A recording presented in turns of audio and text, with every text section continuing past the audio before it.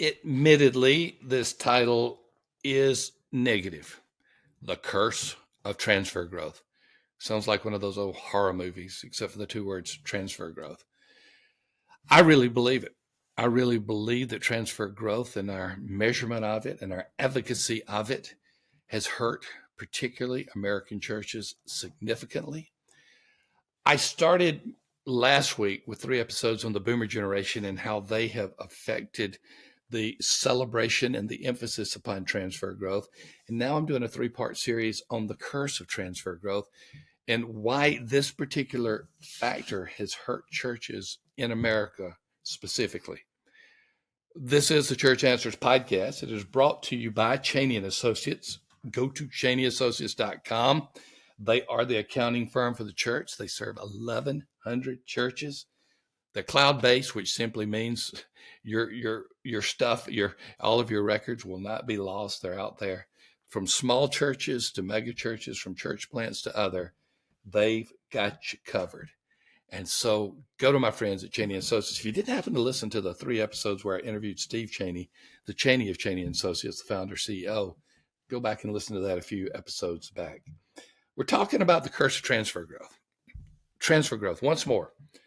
You have conversion growth, people who are new Christians who become followers of Christ, and they're added to the church.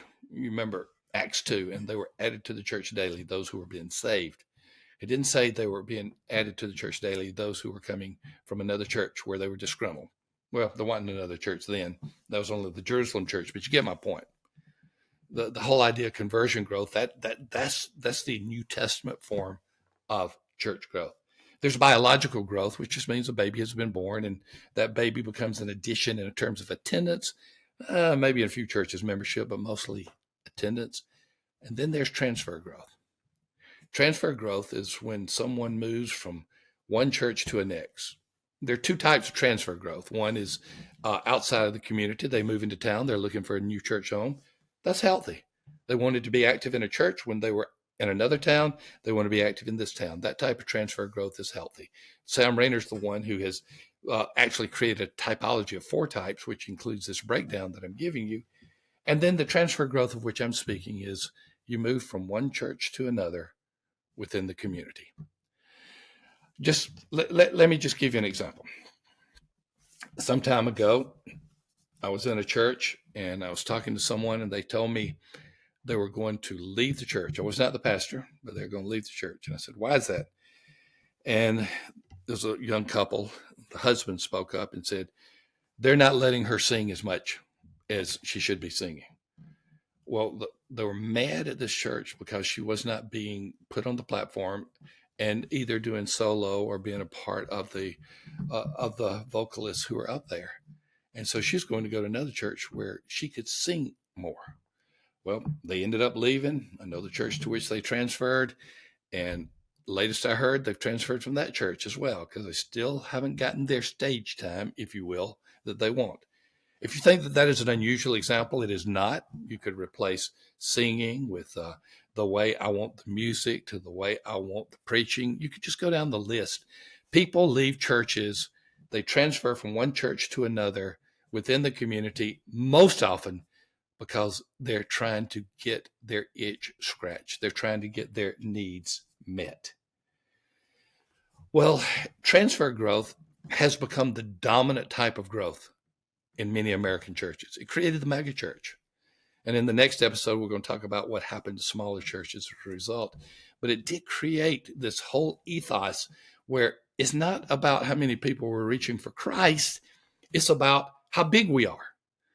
And most of the large churches, most of the growing churches had most of their growth by people who are just moving around from one church to another within the community. That circulation of the saints or that church hopping. They often refer to the boomer generation as the pig and the python because they're just this big bulge in the snake. Well, transfer growth is often a pig and a python too, because it's a bulge at one church and they're the hot church now, but they're not going to be the hot church a few years from now.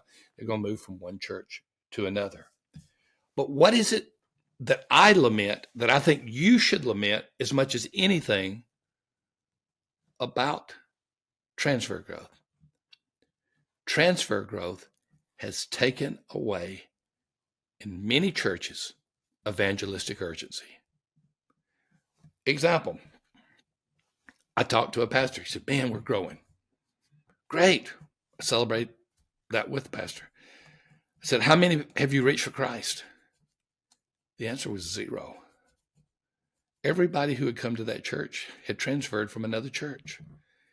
And not only was the pastor excited about it, but the church members were excited about it. And guess what? If you're excited about getting people to move from another church in the community to your church, the likelihood is you're not going to be that concerned about whether or not you're reaching people for Christ, because you're focused on the wrong thing, which is someone moving from one church to another. What I lament more than anything is that we have focused upon transfer growth at the expense of conversion growth. In other words, we have celebrated equally, if not more, people transferring from another church in the community to winning people to the gospel of Jesus Christ. One of the resources that Church Answers has that is our fastest growing resource, and I celebrate it, is called the Hope Initiative. And what we are doing with the Hope Initiative, based upon what we have studied other churches doing, we're not giving you a top-down resource. This has been a grassroots up type of movement. We're getting churches to get back to this issue of conversion growth. And the Hope Initiative is a jump start. It's a 30-day jump start to get churches back focused upon those things that really matter. And the thing that really matters is the Great Commission. You know, it's a sin to be good when God has called us to be great. There is no good commission. There is a great commission. There's no good commandment. There's a great commandment. And 1 Corinthians 13 doesn't say love is one of those good things. 1 Corinthians 13 says the greatest of these is love. The greatest thing that we can do is to be about the Great Commission and to have people motivated by the power of the Holy Spirit to be reaching people with the gospel of Jesus Christ. But because of transfer growth, and because it is measured, because it is celebrated, because we look at attendance and without asking the question, how much of this attendance is Great Commission attendance, because we look at these things without the lens of evangelistic urgency, we're taking away that very evangelistic urgency. So as transfer growth has become prominent, if not dominant, within American churches, conversion growth or evangelistic growth has become minimized. Now, what is happening? Transfer growth is beginning to decline. There are different reasons for that. A lot of these transfer Christians were not Christians at all. They were just cultural Christians who were Christians in name only.